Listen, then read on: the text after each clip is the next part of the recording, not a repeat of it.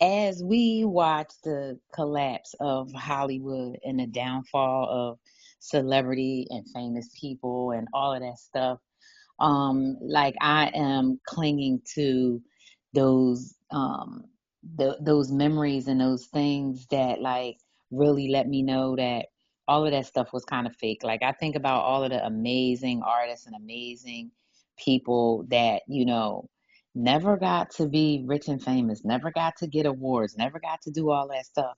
And then we, realize 20, 30, 40, however many years later, oh, it didn't matter because it was all fake. It was all phony. It was all a setup. And the whole idea was for us to be manipulated and controlled, by some stuff. And so it, for me, is kind of full circle when it comes to procrastination and when it comes to getting results and when it comes to this whole concept that I believe in, which is that leaders learn change and even more specifically, that leaders learn radical change. And so I decided to relaunch the symposium into a single day, which is called a Saturday seminar. And the kickoff is going to be on Saturday, December 7th, 2024, starting at 1 p.m. And the first session is actually going to start at 1:15, but it's going to be live at a beautiful place called Pine Ridge Garden.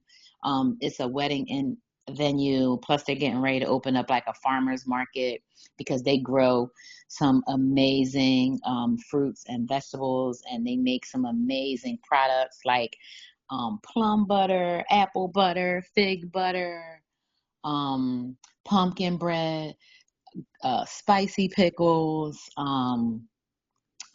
Oh my goodness, these other canned fruits and vegetables. I'm definitely getting these canned jalapeno cherry tomatoes, and all of this other amazing stuff. And they also are a wedding venue.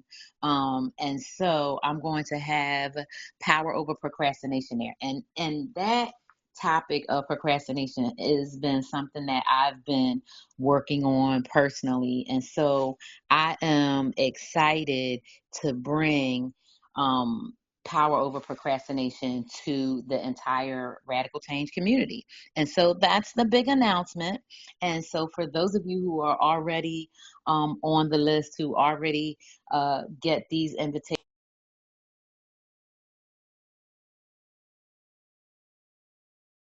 you already know what it is. You are already signed up. And what I will do is make sure that you also get the PDF version of the booklet, because this booklet is going to basically be a 17-month um, guidebook for you to kind of use, not for you to kind of use, it's going to be a 17-month guidebook for you to use as your own personal self-paced uh, power over procrastination guide, basically. And the idea is that we want to really focus on results over resolutions. And a lot of times at the end of the year, in the beginning of the year, people really get focused on, what is it that I need to do? I want to lose 20 pounds. I want to lose 50 pounds. I want to get a new job. I want to do this. I want to do that. And the thing is, right, it is fantastic to have goals for yourself. Like it's nothing, more important than having goals for yourself. And it's nothing more important or should be more important than you setting up yourself for success when it comes to that. And a lot of times, right, we have this whole thing like, oh, the new year, new you, like we're going to be a new person. And the idea really should be is that number one, we figure out what is it that we want to do, or where is it that we want to go. And then the second thing is, what is it that we think was holding us back? And then it's about, okay, making a decision for ourselves to move forward in terms of doing something different tomorrow than I did today. So, for example, we can use any habit, right? As an example, we can use the habit of something like drinking. If we're a person who wanted to stop, we could use the habit of smoking. If we're a person that wanted to stop, we could use the habit of overeating. We could use the habit of overspending. Like there's different things we could think about. Like if we say, okay, there's maybe things that we are doing that we don't like to do. And but the idea is if we don't have a desire to stop, then it's really going to be difficult. So when it comes to procrastination, like the thing that I think is so interesting is that 1 out of 5 people consider themselves to be a chronic procrastinator. 1 out of 5 people. And I didn't think it was that many. I thought it was maybe like 1 out of 10. I thought maybe 1 out of 10. But when I learned that statistic, it made me think, much differently about it. Because the way I think about my career over the last 40 years, advising leaders, and mentoring colleagues and collaborators and putting together global change management programs, I was always dealing with people who seem to have a hard time making decisions, people who seem to have a hard time getting to a particular point in a project. People seem to have a hard time even getting started. And it was always like weird to me. And I was always trying to do different things in the terms of, my own development and how do I work better with people. And it really probably wasn't until maybe 10 to 12 years ago that I really started recognizing that, procrastination is very common and that it's just not just laziness. So, one of the things that I want to talk about real today is I want to talk a little bit about some of the theory and the research about procrastination. And then I want to talk a little bit about some struggles that I've had with it and how I've learned about it. And then I want to talk a little bit about what we're going to dive into at the seminar. So one of the things that I think that is very interesting, and I don't know whether other people think so or not, but is that there is this set of myths out there. And one of the myths is that procrastination is laziness, and that people who procrastinate, that they're just lazy. And that's really not true. The fact of the matter is that it often comes from complex emotional issues, right? So it depends on a person's background. It depends on, how a person grows up. It depends on how they've been trained. But a lot of times it's from a fear of failure. A lot of times it's from a fear of perfectionism. A lot of times it's worrying about the result, right? Or the outcome. If I do this and it's not perfect, what is going to happen? So rather than get started, I'll wait and wait and wait. Or if I do this and the outcome isn't what I expected, I'm going to be mad at myself that I didn't do a good enough job. So what happens? I'll wait and wait and wait. How do I know? Because that I've done it and I do it. And one of the things for me when I am procrastinating something, doing something, what I'll do is do a whole bunch of other stuff instead of that thing. And sometimes that thing could be something that might take me 2 hours. It might be something that take 10 minutes, might be something that take, 20 days. But I will do everything else because of it, because there's something more there, right? Because there's something more deep there. There's something more complex, right? And it may be because that thing has a trigger to something else. But it could be anything, right? But we know that it often stems from complex emotional issues. So with that in mind, if you think about times you've interacted with somebody and they've procrastinated, and whether or not you really needed them to do something big and important, or whether you you know you just wanted them to do something and they just kept on messing around. Like it really, real quick, I just now thought of I started rewatching reruns of King of Queens because I was trying to look for something that's just really dumb that I could just listen to, because I cannot listen to music and a lot of things is just really bothering me right now. So I said I can listen to Doug and Carrie because they were funny, and it wasn't really too much overt racism in the show. And even though Doug's definitely a narcissist, it's fine. It works out. So I was watching it, and there was a scene where Carrie and Doug were going to go to a wedding, and she wanted him to get a suit or get his suit, uh, take his suit to the dry cleaners or the tailors or whatever, because of course he has gained weight, because he's always gaining weight. And she told him, you really need to get your suit checked because they need to probably take it out or whatever. And he didn't do it, and he procrastinated. So she ended up pushing him down the steps. She pushed him down the steps, and she tried to act like she didn't push him down the steps on purpose, but she did because she was mad. And then her father, who is Arthur Stiller, he was like, Carrie, now I push many people down the steps, and I always admit to it. Just admit it. And she tried to act like she didn't mean to do it, but she was frustrated, and she pushed him down the steps because he was procrastinating about getting his suit. And I believe that in the way that that played out, that it was just about laziness, right? But at the end of the day, Doug didn't want to go try on the suit because it's him worrying about, yeah, I gained weight, and Carrie's calling him fat all the time, right? So literally, like, it makes sense why he was procrastination, and it wasn't just laziness. Okay, so a couple more myths about procrastination, that all procrastination is bad. That's not true. Some people use it creatively, creatively, because they like to get different ideas. Some people think that it's only for the unmotivated people. Again, that it's lazy. But a lot of times, people that are high achievers procrastinate because they're worried about being perfectionisms, and perfection. They worry about not meeting their own standards. Um, and another one is that, you know, uh, procrastination is a personal failure. That's not true because a lot of people experience it. Right? It's just a behavior. It's a behavior. And then another myth I want to talk about real quick is that, if you're a procrastinator, you always going to be one. Well, that is absolutely not true. Procrastination can be managed and it can be changed. You just need strategy, you need support, you need skills, or what I like to call tactics, technology, and tools. And that's what we're going to get into in a deeper way in the seminar. So I'm gonna tell you just a little bit, like the way that I'm doing the symposium is I'm doing one day, and it's going to be three different sections. So the first section is going to talk about unpacking procrastination, and it's going to be about 25 minutes or so that we can have time for Q&A at the end.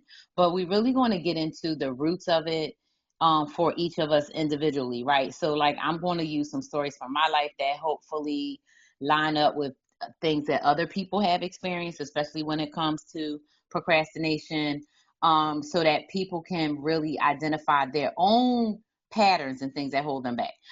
The second thing is mastering self-awareness. So at 2:15, we're going to reconvene and we're going to talk about self-awareness. Now, y'all who listen to me, y'all who know me, y'all who are already inside of the Radical Change Leadership community, you already know that mastering self-awareness is one of my personal goals, something that I've been working on for a long time. But we're going to get into recognizing your personal triggers, because if you can recognize what your triggers are, right, can help you get into, this is the things that I procrastinate about.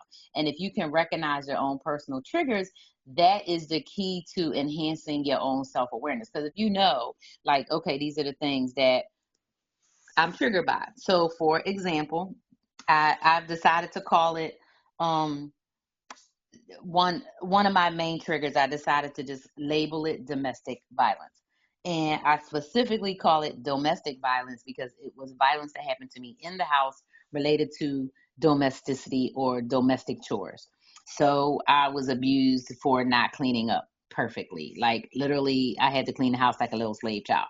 So when I go into a kitchen or a bathroom, but mostly if I go into a kitchen, anybody's kitchen, but especially my own kitchen, and it is not at least 80% clean, um, I'm triggered by that because the abuse that I suffered as a child because of not cleaning up perfectly the way my mom wanted, it was pretty bad.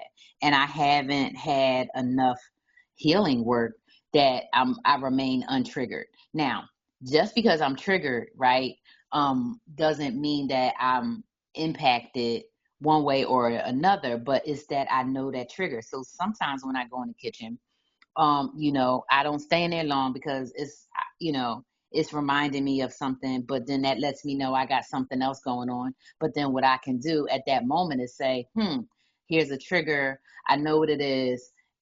Let me, do some work on me, or let me reframe this, or let me do exposure therapy, or let me do, uh, you know, um, uh, grounding, or let me do deep breathing, or let me do something else to manage the trigger, right? A lot of times, what I'm able to do now is really just focus on exposure. Like, yeah, I'm in the kitchen, it's only 60% clean or 70% clean. And so, yeah, I'm tense because of my childhood. I'm tense because of the abuse that I used to suffer when the kitchen looked like this when I was a child. I'm not a child now, I'm an adult. So then I do the reframing and I do the other stuff. Now, I wouldn't be able to do that if I wasn't self-aware. What I would do instead, I would scream at the person who left the kitchen the way that I didn't want it, right? Before I went to bed, every dish was clean except for the things in the dishwasher. There was no dishes in the sink. The floor was swept, counters was wiped. I woke up today, it wasn't like that. Now, back in the day, yes, that would have been a whole different thing had I not been a person that was already working on mastering self awareness and recognizing my personal triggers. So I'm going to talk about how we do that and really give some steps for that. And then the third thing at 3:15, from about 3:15 to 3:40 ish, we're going to talk about the actionable insights for success, where I'm going to help everybody develop a personalized action plan so that you can achieve lasting results, so that you can get results over just resolutions. And if you're in person in Oregon, you're going to get the handout, which is going to be in English and Spanish, because my friends are going to help me translate it to make sure I have it correctly. But if you are virtual, you'll get the PDF, which I'm going to be able to pin for you directly inside of the app, which is by, I think, November 1st, hopefully. Is going to have the makeover, and when you click on, you'll be able to go to the 4 different areas. You'll be able to go to one area that's called Unlock Your Potential. It's going to talk all about the upcoming event and what to expect, yada yada. You'll get to go to an area called um, shaping the future of leadership. You'll get to go to another area called global impact or something like that. But anyway, each of those different areas will take you to either the Executive Acceleration Academy, which is our global leadership organization. It'll take us to the Leadership Learning Collective, which is the local organization in Oregon, or it will take you to support the work that we're doing, and or to inquire for what you might want support with. So whether you're looking for coaching, whether you want to bring some training into your organization, whether you want support with your small business, whatever it may be, once you log onto the app, you'll have the places to go, as well as you'll have an organized workflow that talks through here's what you go. So the way it works right now, it's kind of like, okay, what are these things? And then none of those links work. Well, that's because I hadn't updated the website in, as you can see, like 2 years. The app, even though I made some of the other features, I did not update as far as the links and things like that.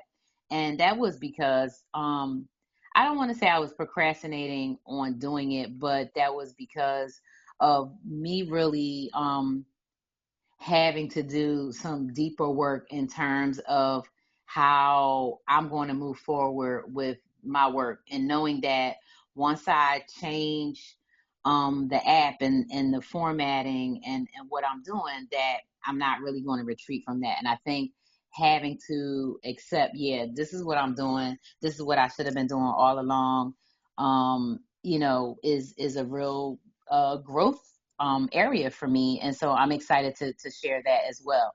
So in that final session, we're going to get into, okay, so what does it look like to create a personal plan? What are those things that you desire, and what is it that you think is holding you back? Because the first thing to do would be to acknowledge, right, whatever it is that you think is holding you back. And from that point on, then we can talk about the impact, right, and assessing what that looks like. For some people, that might take, a deep dive, sitting down with themselves for 30 minutes. For some people, it might take, hey, Vonda, let's do a one-on-one for 15 minutes or an hour, right? For some people, it might be like, that was a lot. So I need to take the next 90 days to really, really deep dive into, why I see my life as the way it is and what I want to do about it. So I'm excited about the guidebook because it's really going to support your success in 2025. It's not going to be like, some, New Year's resolution thing. It's going to be like, okay, supporting your success. What are your deep desires in terms of your dreams for the person that you want to be? It's not about we want to make this big change in the world, because every change that we start with has to start with us. The root of all radical change is desire, but that desire has to be from within. So the idea here is that we're focusing on growth and change from within, which is the hardest, because it's easy to point outside and say, this person's fucked up, that person's messed up, this is shit, that's shit. It's super easy because it's a lot of shit. It's a lot of shit in the world, right? I mean, everything from politics on down, right? It's a lot of shit in the world. And the shit in the world are the things that we can't do anything about. But what we can do something about is ourselves. We can do about something about how we show up for people. We can do something about how we interact with people. Like, earlier this year, or maybe it was the end of last year, I don't even remember, I started saying, just making up a saying for myself. And what I say is, it's one of my affirmations. I say that everywhere I go, people treat me nice. Everywhere I go, people give me discounts. They give me free stuff. They help me out. They're super kind to me. They're very nice to me. They give me extra. Wherever I go, people just treat me fantastic. I started saying it. And even when I don't say it, it still happens. And I thought about the other night when I went to the farmer's market, and it was like cold. I did not have on a warm enough coat because I was still trying to be kind of cute. But it was cold and rainy and windy, and I ain't had my glasses on, and blah, blah, blah, blah. Long story short, one of the stands that I always go to get produce, I bought a cabbage from there, a purple cabbage, and they had a Napa cabbage. And he asked me if I wanted it for free. And I was like, yeah, a cabbage, hell yeah. And I put in my salad last night, but I was like, hell yeah. But it just made me think, like, like what like a nice gesture. But I decided for myself, right, that I was going to have that positive mindset. And a lot of it really has to do with making up in my mind that, like, I'm not going to let um any outside circumstance determine what my plan is for my life and for what I want to do, right? And so um the way you can attend the seminar is one of two things. You can send me a message saying, hey, I want to attend. If you're already in the app, you can accept the meeting invitation. Or you can go to radicalchangeleadership.org and you can purchase a ticket there. Now, one of the other announcements that I have about Radical Change overall is that because of the nonprofit model, I really want to make sure that there is very clear understanding about there's no barrier to entry, right? So there's 3 affordable rates and everybody is welcome and able to attend. So all I need people to do is before December 5th, if you're going to be in person, especially before December 5th, go to leadershiplearningcollective.org/events to get your spot. If you're not going to be in person, that's fine.